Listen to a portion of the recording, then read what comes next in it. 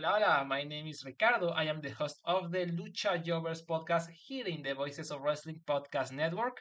We are a Spanish speaking show dedicated to discussing and analyzing pro wrestling from all across the world. From AEW to CMLL, we talk about American wrestling, Japanese wrestling, and of course, Lucha Libre.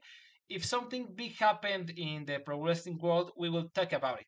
So if you know Spanish or have a friend that knows Spanish or want to practice your lucha libre pronunciations, go listen to the Lucha Jovers podcast right here in the Voices of Wrestling podcast network. Nos vemos por ahí. Hello, everyone. My name is Taylor. And I'm Kelly.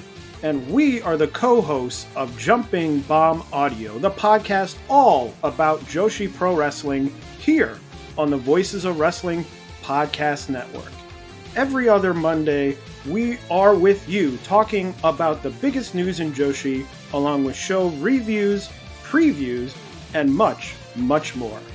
So if you're new to Joshi or you've been a longtime fan, this is the show for you. We've got something for everyone here. So check us out, Jumping Bomb Audio.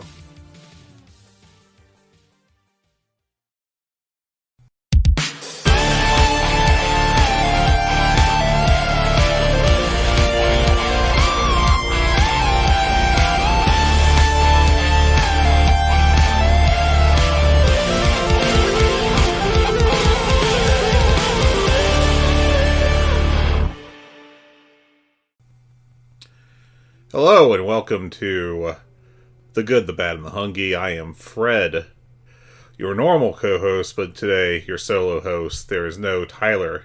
He's off to Arizona. He's doing some vacationing, I do believe. And Rich has a much better last name for this kind of gimmick.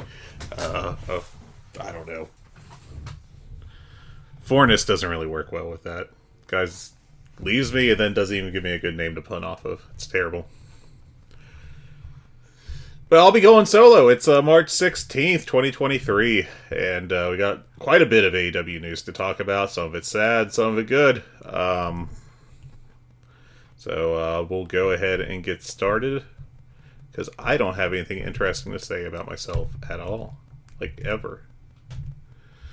So the biggest news coming out this past week is the report from Andrew Zarian of Mat Men that AEW and Warner Brothers Discovery, they're nearing an agreement on a third wrestling show, which would be in addition to All Access, their fourth show now, assuming this deal goes through, the reality show.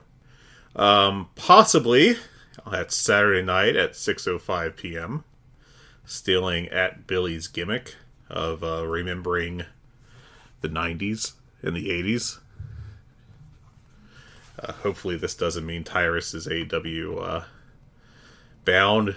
If we ever see a Tyrus All Elite graphic, I may be out. But yeah, I mean, this should pretty obviously put to bed any concerns about AEW's value or standing, I guess I should say, with Warner Brothers Discovery. Obviously, they're in a good position if they're getting yet another television show. Looks like that would be probably an hour-long show, so 4 hours of in-ring plus the reality show, if they keep that around long-term, or not. Forget Slap Fight. Absolutely. Or Power Slap, sorry. Should have been called Slap Fight, the cowards. Just a really stupid, terrible show that I have no interest in whatsoever. And I'm glad it's gone. It's going to that crappy Rumble service, like 7th tier streaming. Cool. Good for them. But yeah, I think that there's a lot of good news for AEW right now, and I can't imagine trying to spin this into something bad. Are there concerns about overexposure? Not really. I mean, I think a big question that'll be interesting to see the answer to as the Hungee Cat comes in is if they will be, how they'll be treating this, if it'll be treated like they do, like they do Rampage, where it's just kind of there. A B show without being called a B show. except for promos by Jack Perry, I guess, possibly. We'll get to that in a bit.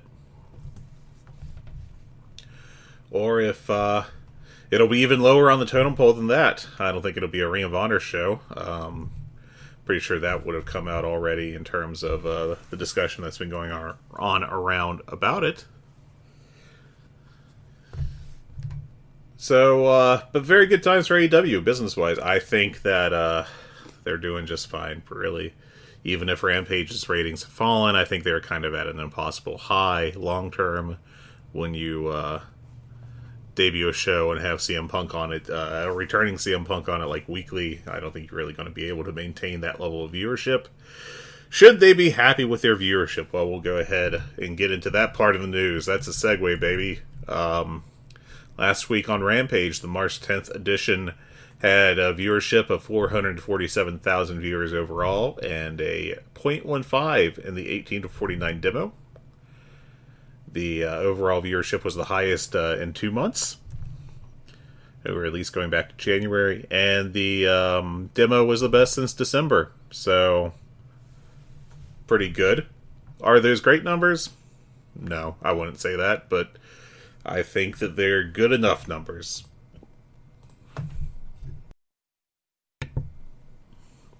And sometimes good enough is just good enough. But yeah, I think that that's all perfectly acceptable, man. I think that's about where they live. They probably would love to get it closer to sitting at 500,000, but honestly, I don't really have particularly higher goals for a Friday night 10 p.m. show.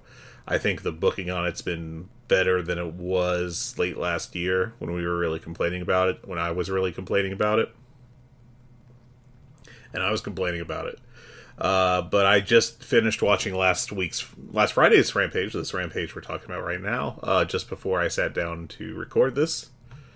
And look, if that's what your Rampage is going to be like every week, okay. I mean, again, to me, I'm getting ahead of myself, but that was very much a 6 out of 10 kind of show, which is not bad. But like a easier 6 out of 10 than some of the others that I've seen from them. Other news in the AEW realm.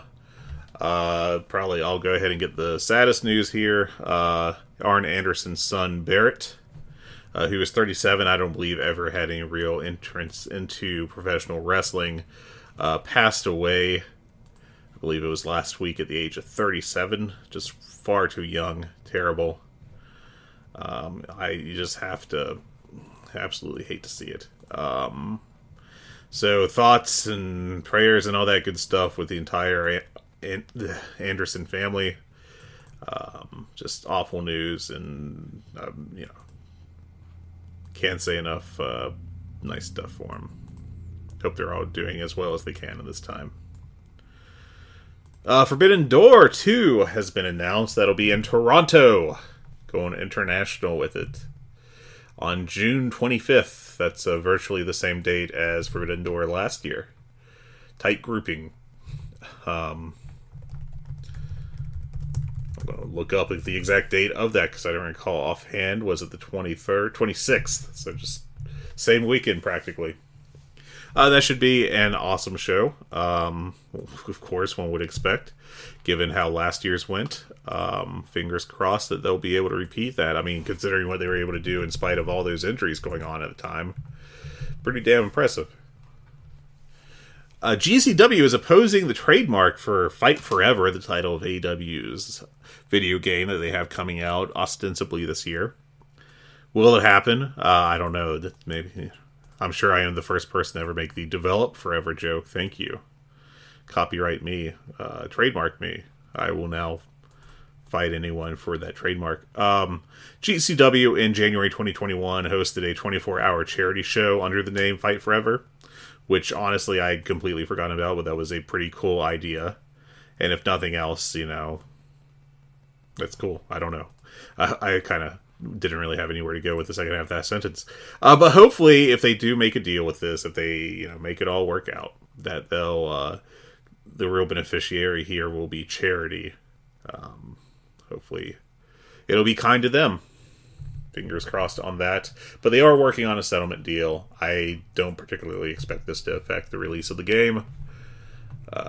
Insofar as, the release of the game has already been affected, I guess. It'll come out someday, I guess. Next up, Sarah Stock, also known as Sarita, has been signed by AEW as a coach. There you go. I have no thoughts. I just don't think I was actually watching her during the main part of her career. So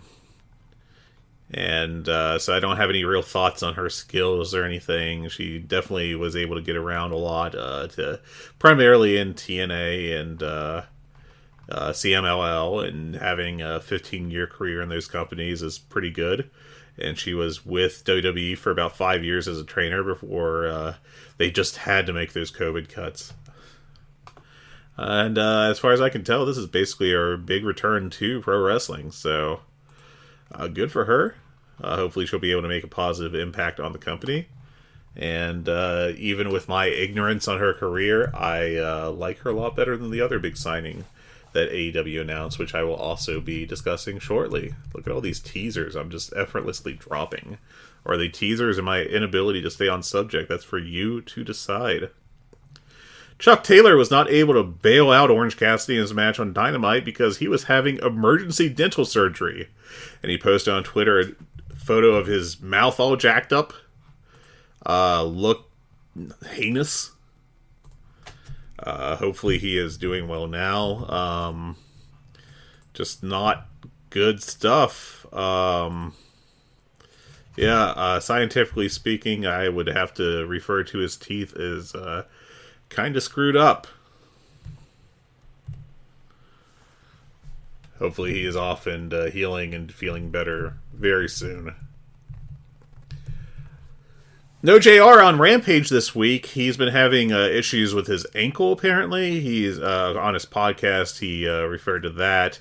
That was where he had, I think it was radiation therapy related to a cancerous lesion that he had removed a while back, if you remember that. And he's just taken this week off and, putting aside my feelings on how JR is an announcer in 2023, man, get that rest, get feeling better. Because, JR deserves as much good health as he can get, and I hope he gets it. So hopefully he rests well, and hopefully he gets feeling better ASAP. And that has been the big wrap-up of news. I don't think that there are Dynamite ratings out right now, and honestly, if there were, I don't know that I'd have any super hot takes on them. Nope. Nothing. So, oh wow, I can't believe the ratings were 5 million viewers and a key demo of a zillion. Fantastic. AEW is out of the mud finally. No, absolutely nothing to say. No ratings, so no news on that front. And I did not care to look up last week's ratings, because why would I? Alright, let's get on to the shows we're going to talk about. First of all, Rampage, which as I mentioned, I watched right before going to record this. I thought this was a pretty solid show. Probably like a 6.5 out of 7. I said 6 earlier. Kind of in between 6 and 7, so I'm going to lay it up a little bit.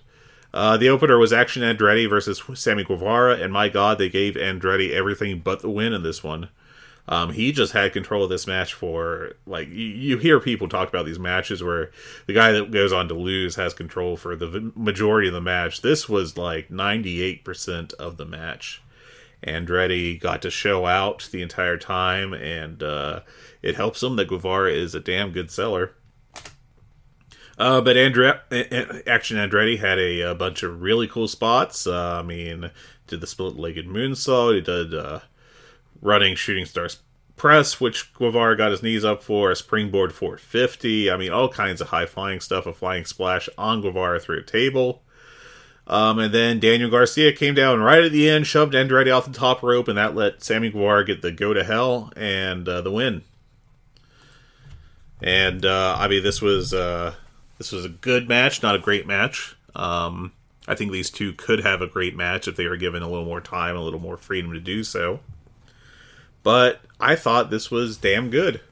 I liked Andretti's performance here. I thought he looked very good as a high flyer.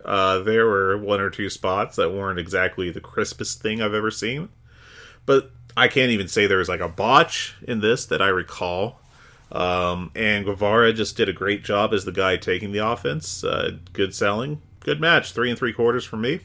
Not quite notebook, but let's put it right below that level. Definitely enjoyable watch. Next up, we had pre-tapes from Darby Allin and Jack Perry, where they both talked about becoming world champions in the future, and that is what we call foreshadowing in the business. Then there was a little Hobbs and QT Marshall promo backstage, where they celebrated their championship win and then teased the debut of QTV by showing who broke into Wardlow's car. Next up, they had the acclaimed squash Jack Cartwheel and Starboy Charlie. Just an absolute squash. Nothing of note in this. 3 3/4 stars. That's 3/4 stars, not 3 3/4. Trust me, it was not that good.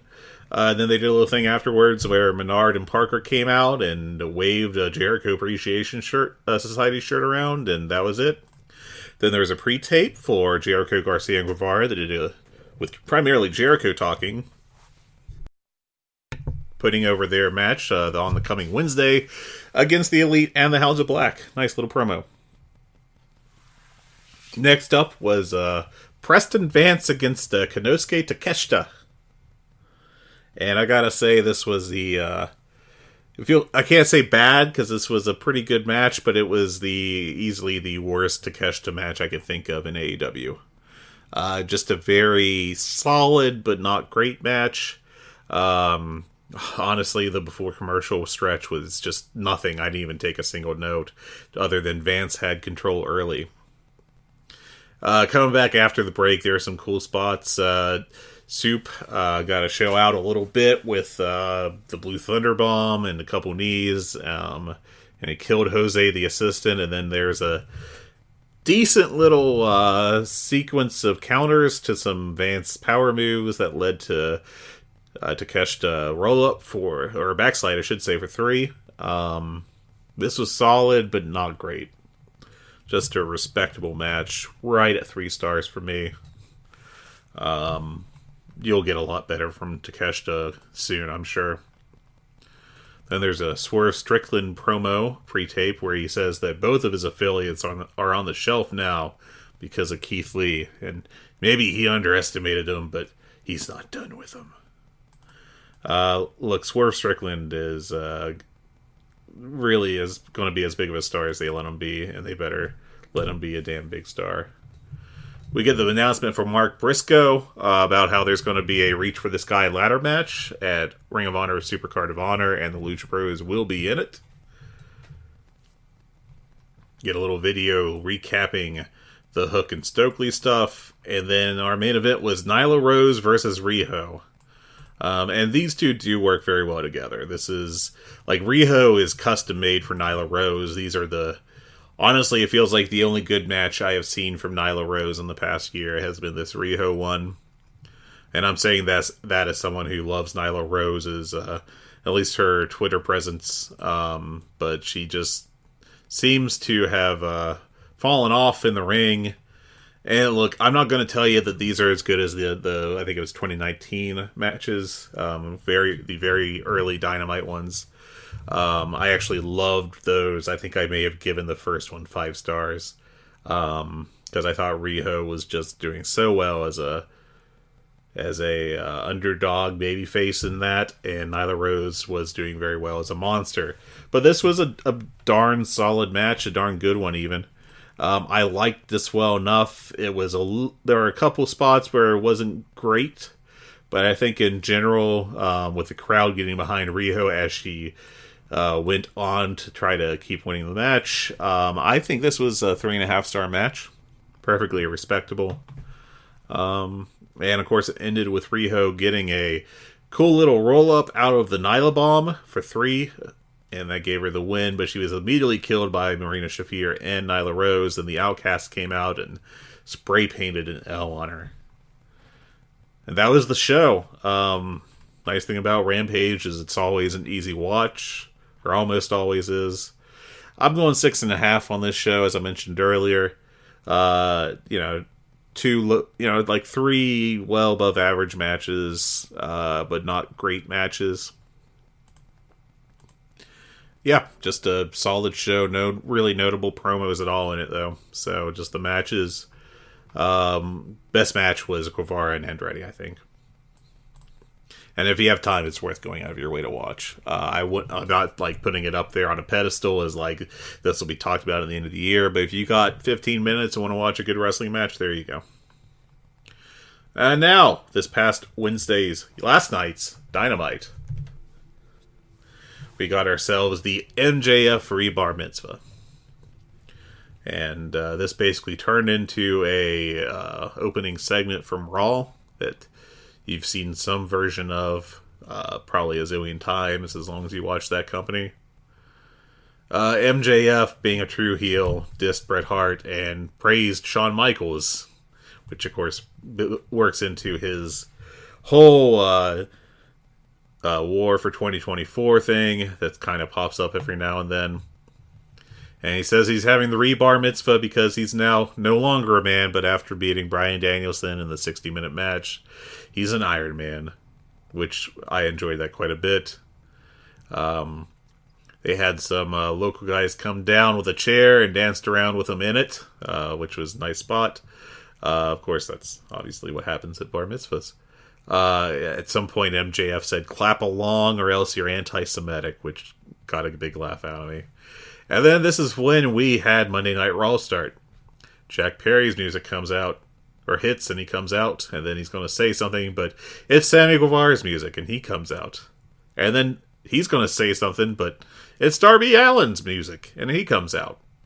And so they're all in the ring, standing in separate corners, and MJF standing there with a goofy hat on and sunglasses. MJF asks them what they all want, and all at once, as one, they say they want a title match, and they all get to cut a little promo. And frankly, I think they all did a pretty good job in delivery. Perry talked about how MJF doesn't work for it, and brings up how MJF is never on Rampage, let alone Dark and Dark Elevation. Sammy brings up how he was, when he was brought in, it was to be the bump guy for Chris Jericho, and how he was going to be the fall guy for the JAS. And then Darby Allin basically says he's AEW for life, and he's sick of everyone whining online about their jobs, including MJF. And there was some backlash to this segment. Joe Lanza had his own on the behind the flagship paywall. And also there's a clip of Dave Meltzer complaining about how they are burying the company by making it clear that Rampage is not as important as Dynamite. And I think Joe's big complaint was about how Sammy Guevara kind of danced a little too close to the kayfabe line by talking about how he was the fall guy, supposed to be the fall guy and bump guy for JAS. And honestly, I find Joe's complaint more meaningful than I do Meltzer's. And my reasoning being, I do think that Guevara was pretty much breaking kayfabe there, and there's probably another way to phrase those lines and have them have the exact same meaning. And maybe he could have just referred to himself as the workhorse for the group or something along those lines. But I agree with him that this was probably a little too cute. Just a little too, hey, you know the show's a work, right? Just a little too much of that. Meanwhile, Dave's complaint about it burying Rampage. And he also complained about how it, reminded everyone about some of the malcontents that have been complaining on Twitter. And, I don't know, I'm kind of more torn on Dave's complaints. When it comes to the Rampage one, his thing was like, well, you would never complain about SmackDown like that because Fox wouldn't stand for it. But obviously, Rampage is in a different spot than SmackDown is. when it comes to the hierarchy of those companies. And I just think that it's pretty obvious that I don't think anyone's fooled by what Rampage is at this point in time. I don't think anyone's looking at Rampage and saying to themselves, no, that's an A show right there. And you can tell by the attendance when they do these packages in the pay-per-view cities where you can buy discounted tickets for all 3 shows, but that includes Rampage, and some of those don't sell as well, and the ticket sales for Rampage flag behind those of Dynamite and so forth.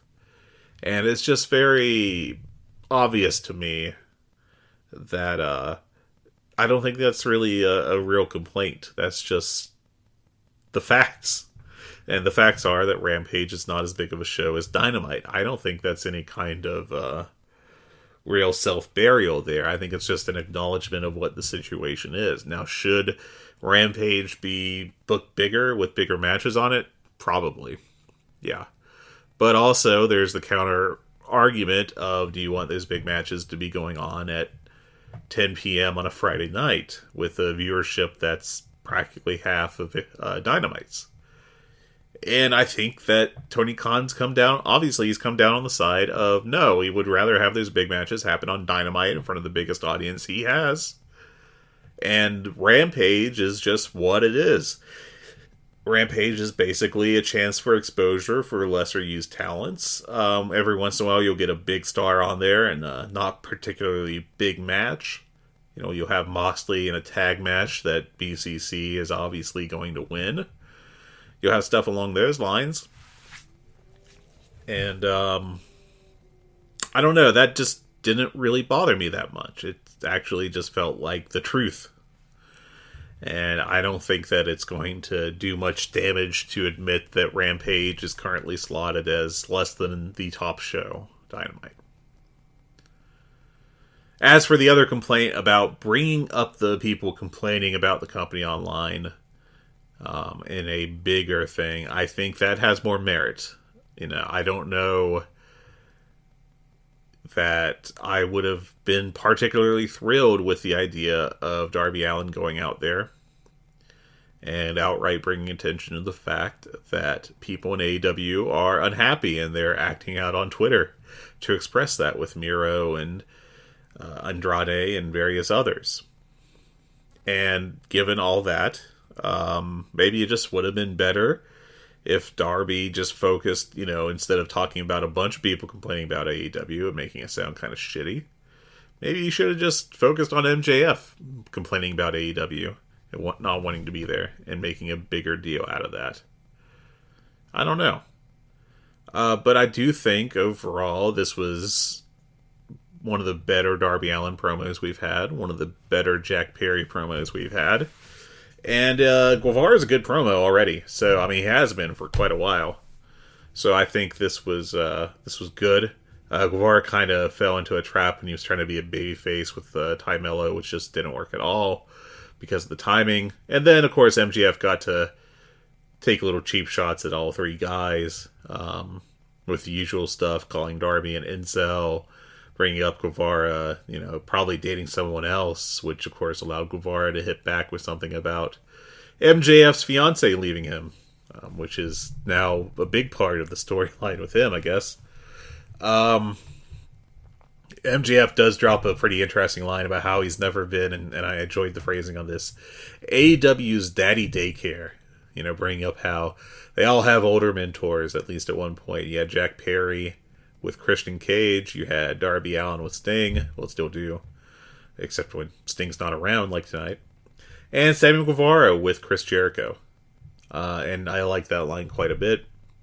And then there was basically a brawl broke out after MJF walked up to Jack Perry, shoved him. Perry clubbered him in the back of the head with the mic, which led to Sammy Guevara attacking Jack Perry for some reason. I thought that was odd, considering they're all out there because they're mad at MJF and want that belt. But that ends up leading to MJF taking a pretty damn hell of a bump off the apron onto a table with a cake in it. not particularly a big fan of the cake gimmick right now, in 2023. But at the same time, it was a hell of a bump. So I will give him that much credit. It was impressive. But yeah, I honestly thought this was a pretty good segment. I'm not going to say it was great by any stretch. But I did like it. I saw some people, bring up concerns about it being similar to stuff WWE does. But frankly, if you're going to rule out everything WWE's ever done for AEW, then that's not going to leave a lot left in the playbook. So I think given the fact that this is to my recollection, the first ever champions in the ring and a bunch of challengers come out setting up a multi-man match down the road kind of story. And as long as we don't get another one for a few years at a minimum, I think this was absolutely just fine. Like a good little segment, I thought, in general. You can definitely have some nitpicks on it, but I think overall it was an enjoyable segment, and I think that's what really matters going forward.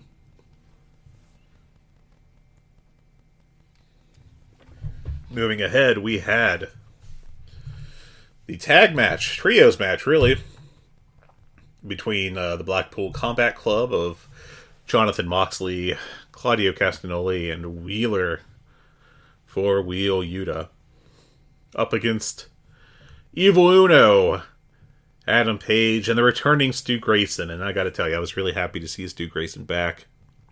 He's a great in-ring talent, and it's really just terribly underused. And, he's going to be... I don't think in AEW he'd ever be bigger than a mid-carder, but I do think he would fit in well in that kind of mid-card worker role that you see occasionally with, like, Matt Sydal when he was affiliated with Dante Martin when he was solo, and AR Fox now with Top Flight, and that kind of guy. And I think Stu's good enough that he should stick around. So if they can get a deal with him going and have him back and like feature him semi-regularly on Dynamite or Rampage, just to put on as good of matches as they can, I don't think anyone would be disappointed at all. Because that guy can go.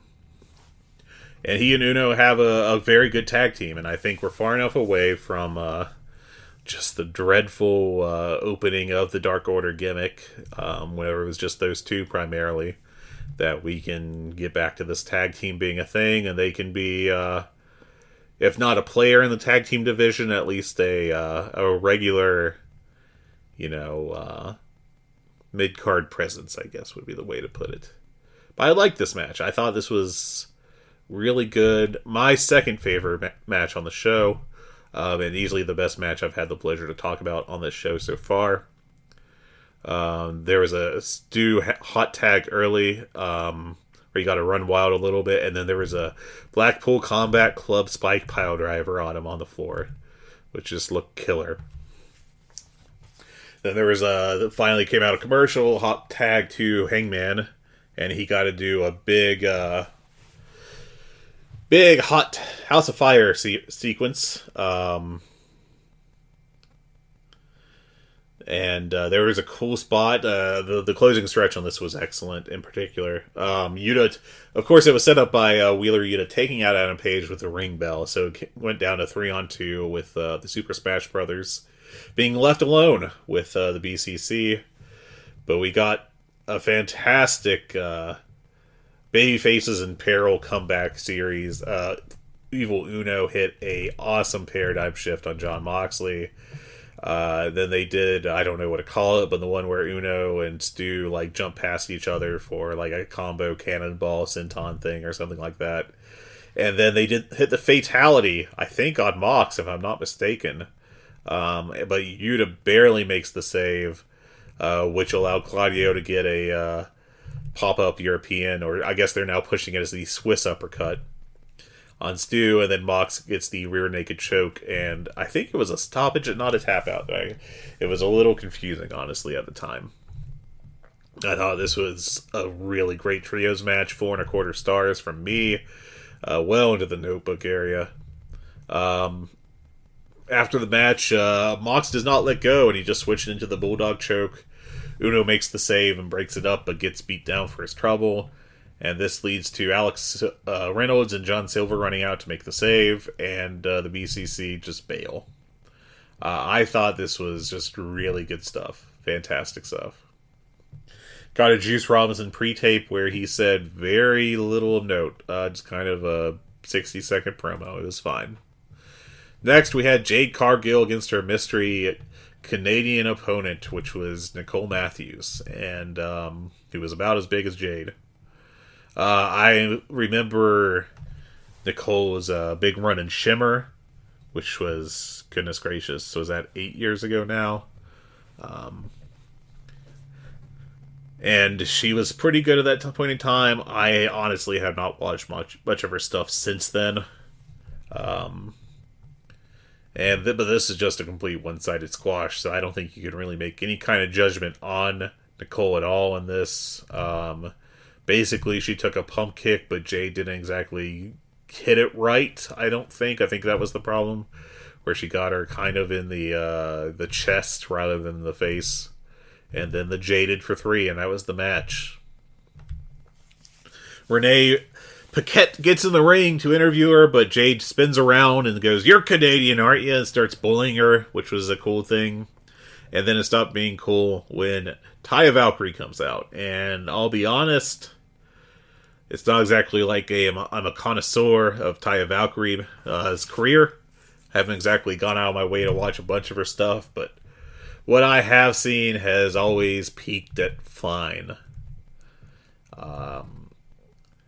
So she comes out, faces off Jade. Jade breaks away. Layla Gray goes for a cheap shot, and then Taya Valkyrie gets her own version of Jaded on Layla Gray to set up the intrigue. Ooh. The match from Taya Valkyrie, I remember the most, is her match with her husband John Morrison at WrestleMania week last year, which was basically, what if domestic violence was funny? They had a match about doing the dishes, and it went probably 20 minutes, maybe, and felt like it lasted 18 years. I think that match had a driver's permit by the time it was over. It was not a good time. And if it wasn't, it was probably the third worst match of WrestleMania week, and one of the worst matches I saw all of last year. I'd only put it ahead of, there was an awful Shaza McKenzie Billy Starks match, and also just the terrible Vince McMahon Pat McAfee thing. And I know that some people defended that as a way to set up Steve Austin coming out and giving Vince one more god-awful stunner.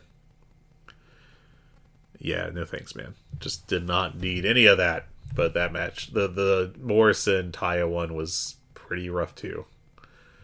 Then there's a Starks backstage promo with Tony Schiavone. And it's, once again, just fine. This wasn't the greatest thing you ever saw from Starks. It was a fine promo, good babyface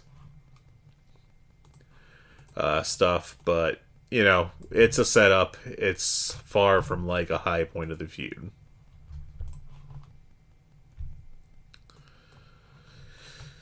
Next up, let's see. There was a promo for Shazam with clips of Orange Cassidy and Chef Jarrett. Because that's what I think of when I think of promoting the Shazam movie. It's good old Double J. Oh my goodness, what a time to be alive. Just a really all-time weird thing. But this was, I don't know, just kind of funny. And then the shittiest thing on the show happened, which was the QTV thing. And we find out QTV is a parody of TMZ, which is about 10 years old at this point. Like, the parodies themselves, not even TMZ. Like, it feels 10 years past due date. And we got some comedy. I didn't laugh any. Okay, I'm lying. There was one or two good lines in here. But overall, like, this just felt hokey as hell. And for people that have the concerns about AEW doing stuff that's too WWE and hurting the show, this is an example the opening segment was not. this stunk in general. Again, there were like 2 lines I kind of laughed at, but I hope to God to never see another QTV segment again. If it's just QT, cutting a promo with Hobbs like it was on Rampage, I'm on board. I think QT's a good promo, and he can be a good mouthpiece. I can get Powerhouse Hobbs over, I think. But this 100% failed in entertaining in general. And, like, when I say that there are a couple good lines, like, let's be clear, they weren't even good enough for me to write down. So, temper your expectations if you haven't seen this. And secondly, my bigger concern with it is Powerhouse Hobbs is secondary in this segment. And it's all about QT Marshall. And, again, I enjoy QT and his work quite a bit. But the guy should not be the focus of this stuff. This should be all about getting Powerhouse Hobbs over. And this segment was not about getting Powerhouse Hobbs over. It was about QT flexing his promo skills, ? So yeah. Hated this. Did not like it at all. Next up was the Jeff Jarrett Orange Cassidy match, and I'm not going to say this was bad, but it wasn't good. It was probably 2.5 stars, just like real middle of the road stuff. Probably the best part was early on when it was just a bunch of antics. First of all, we got Orange Cassidy lazily fist bumping the Shockmaster on his way down to the ring, which got Tony Schiavone to freak out. And I swear to God, within like the first minute of the match, Jeff Jarrett did 3 separate struts, which was probably the highlight. But this was built around Orange Cassidy's knee, and then after the commercial, the levee broke, and it was just nothing but interference spots all the way down. You had Satnam get involved with actually to be quite honest, a pretty cool spot where he just deadlifted Orange Cassidy up and tossed him into the ring. And then Jeff Jarrett, as a total heel, teased a figure 4, but thought, no, I'm a very smart man and I'm in Canada. Let's do the sharpshooter.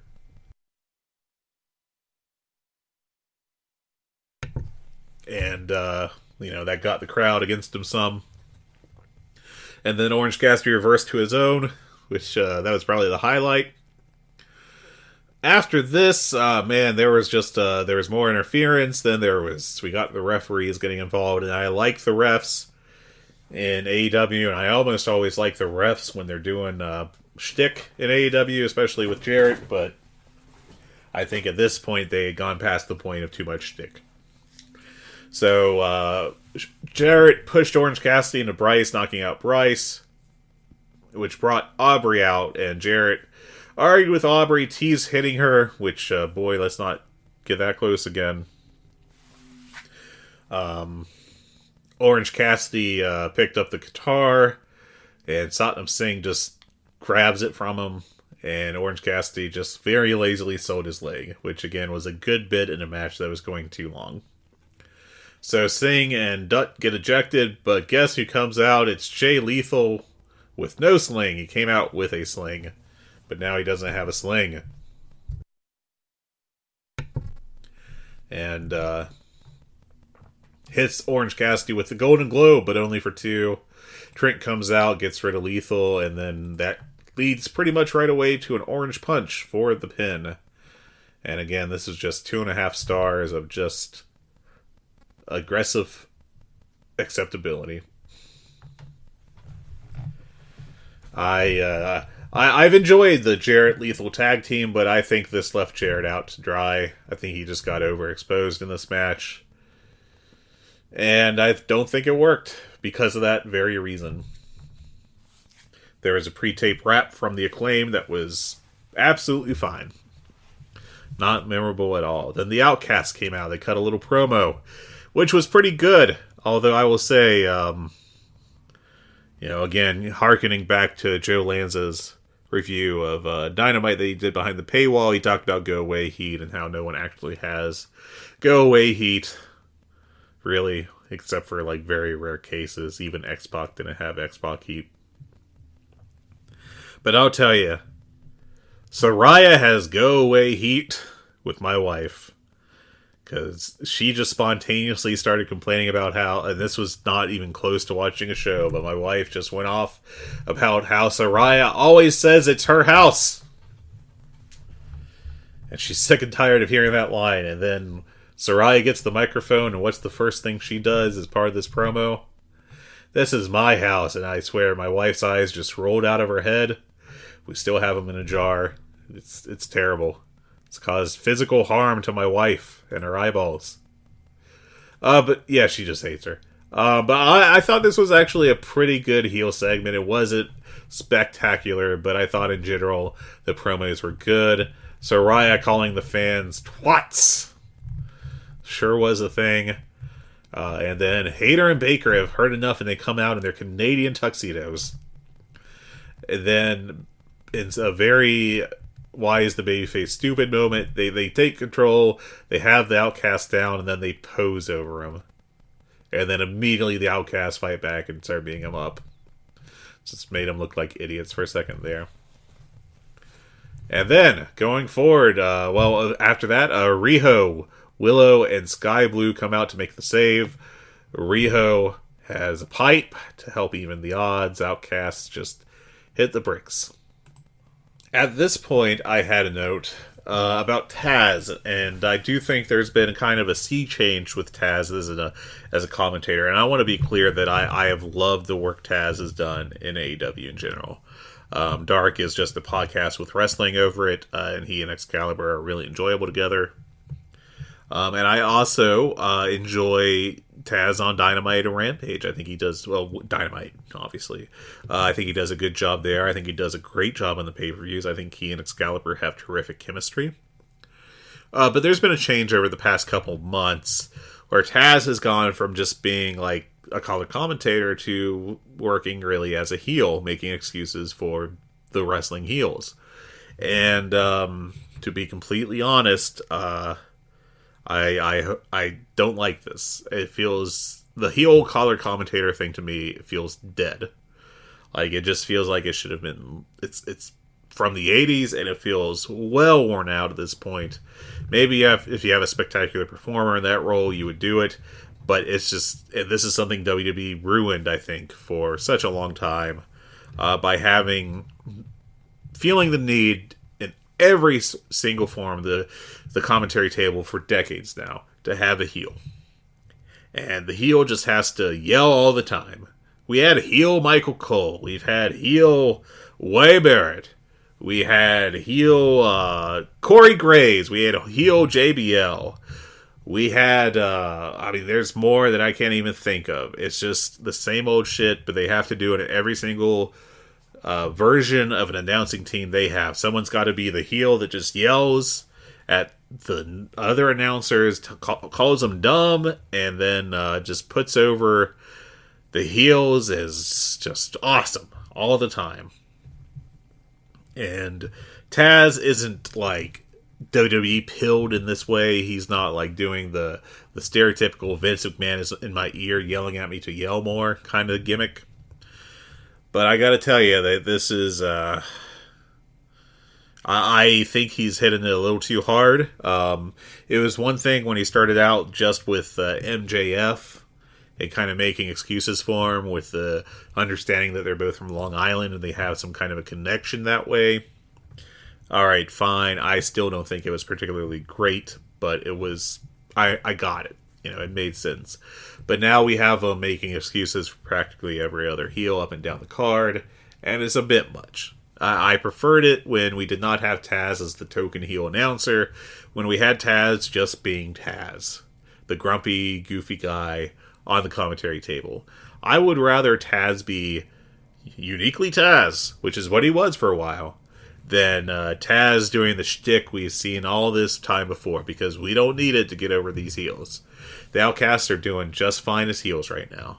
MJF is doing just fine as a heel right now. I, as the viewer, do not need to watch the Outcast, beat up a bunch of people and spray paint them, and then have Taz come on to tell me to, really play up, oh man, they're being baddies. I get it.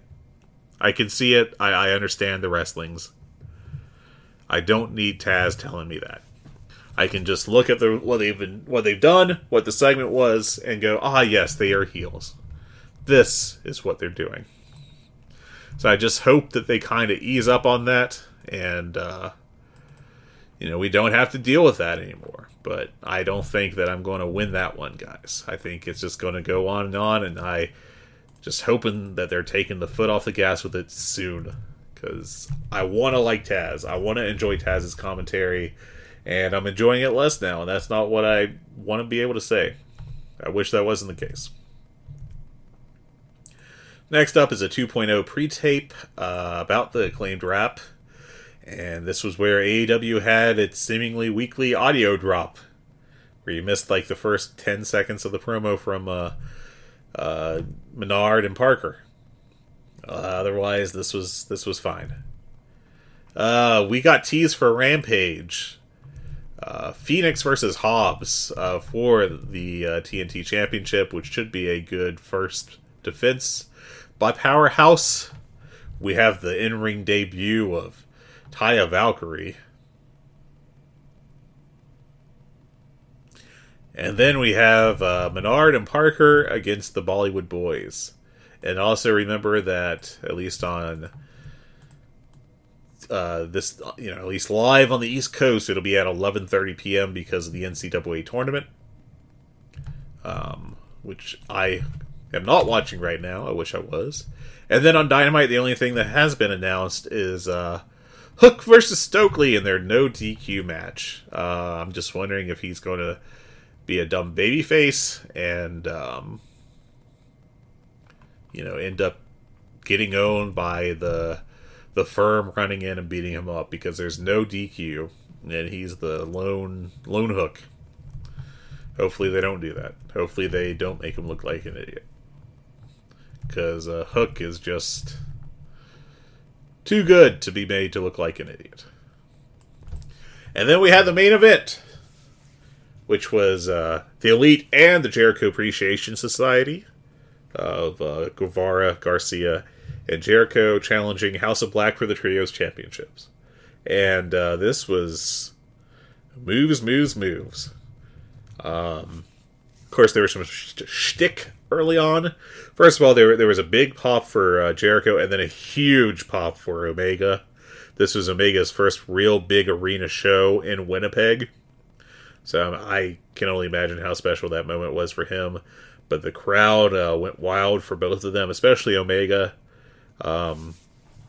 Eventually, early on they teased Brody King being a bully and chopping Guevara and Garcia to death. And then Jericho eventually tags in. But then Kenny Omega blind tags in off Brody King. And they get they tease the face off, and the crowd goes wild with a huge reaction. And then the House of Black come in and lay both of them out, and we got a commercial break. And then after this, it was, look, I don't know what you expected from a three-way, three-man tag, or trios tag in AEW involving the Elite and House of Black and the Jericho Appreciation Society. If you weren't expecting moves, I don't know what to tell you, because you got moves, buddy. And this was not the perfect example of this kind of match. But I like this match a lot. I went 4.5 stars on it, which is the high for the week in AEW for me. I thought it was a great match, just an absolute blast. I liked watching these teams work together, and I want to see them work together some more. And then, so we got just all kinds of wild stuff. Buddy Matthews caught Nick Jackson aside moonsault and then just lawn darted him into a knee from Malachi Black. There was everyone hits a big move sequence after a Jericho Omega hockey fight gimmick. Fantastic sell of a code breaker by Kenny Omega for 2. Omega and Jericho teamed up to superplex Brody King, which was awesome. And during this match, we cut backstage to see the Blackpool Combat Club and Page, Reynolds, and Silver brawling as a little tease for what was to come. But, back in the ring, there was a Meltzer driver that was countered by a Codebreaker, which was awesome. Then there was a cool sequence that set up Jericho against the House of Black alone. Jericho took a Dante's Inferno, which I did not think would happen, but that was a big bump for him. Omega made the save off that. Eventually, Jericho ate a Black Mass and Dante's Inferno on Daniel Garcia for the pinfall. I liked this a lot. House of Black retained the titles. I went 4.5 stars on this. I love this match. So Jake Hager comes down the ramp and starts brawling with House of Black. And that kind of empties the ring, leaving a brawl of Adam Page and Reynolds and Silver coming out through the curtain with the Blackpool Combat Club. And Blackpool take out Reynolds and Silver on the top of the ramp, and they kind of corner Page in the ring, and Page is ready to fight a 1-on-3.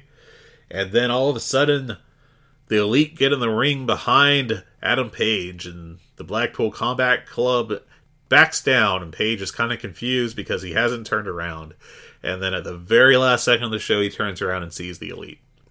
Excalibur is screaming about what a moment, kind of before the moment happens, because they're going off the air. But, I like this post-match, and I love this match. I thought this was a great match, really enjoyable. Highlight of the week, I think. In general, I liked this show of Dynamite, but I did not love it, because there was just a couple too many. Well, really, the QTV thing alone was the worst thing on the show, and then, I didn't really enjoy the Jade stuff either. And then there was a bunch of other stuff that was just fine, but the highlights, the high water marks were great. That opening trios and then the main event trios. Those 2 matches are 100% worth your time. If you have time and you haven't seen it yet, I would recommend the opening segment. It's not without its flaws, but it's enjoyable. And then, as far as anything else on this show, I can't really push anything else as a must-see. So overall, I didn't even think to make a overall rating on this show. Let's slap a 7 on this bad boy. I think that's a fair rating. Between the high water marks of the trios matches and the low water marks of a way too long Orange Jarrett match, an awful QTV segment, which I hope is DED dead. And that's the show for you. We already covered what matches have already been announced. Again, remember Rampage is at, I believe, 11:30 p.m. Eastern.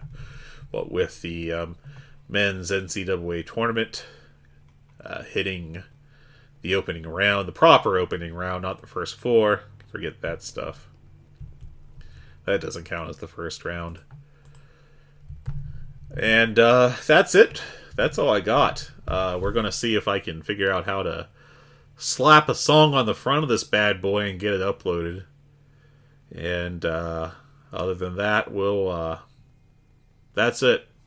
That's all I've got for this week's show. Thank you all for listening. I hope you enjoyed it. Tyler should be back next week. I do believe he is.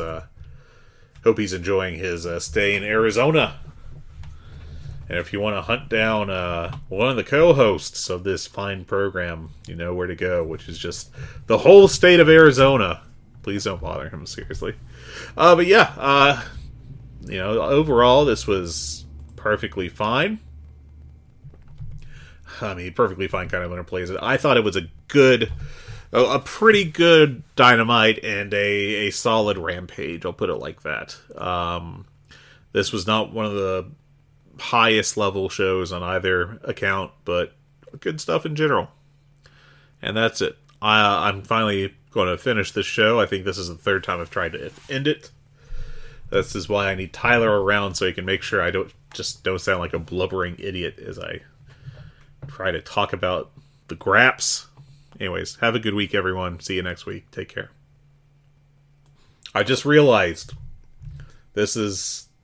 I am very bad at this job. I just realized that I didn't do the plugs. I'm going to do the plugs real quick. Email us, hungeepod, HUNGEE, @gmail.com. We're on Twitter, which I somewhat check, @GoodBadHungee. We also have our own channel on the Voices of Wrestling Discord server. Please subscribe, rate, and review. If you could subscribe to our individual feed rather than the Voices of Wrestling master feed, that would be awesome. That would help us out and show that we are not, that we have value. Okay, that's it. Bye. I'm very good at this job. Bye. Do you love wrestling? Do you love All Elite Wrestling?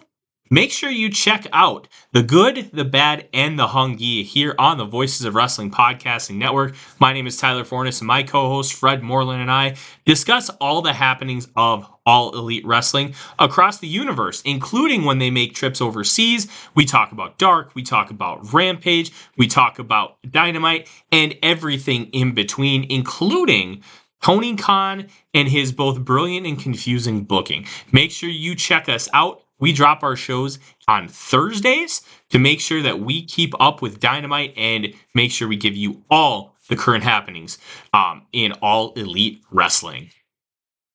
Hi, I'm Case Lowe, co-host of the Open the Voice Gate podcast. The one question I'm constantly asked when it comes to Dragon Gate is, how do I get into the promotion? Well, stop asking and start listening to the Open the Voice Gate podcast, released every Wednesday on the Voices of Wrestling Podcasting Network. For exclusive news and show reviews, look no further than the leader in Dragon Gate coverage, Open the Voice Gate.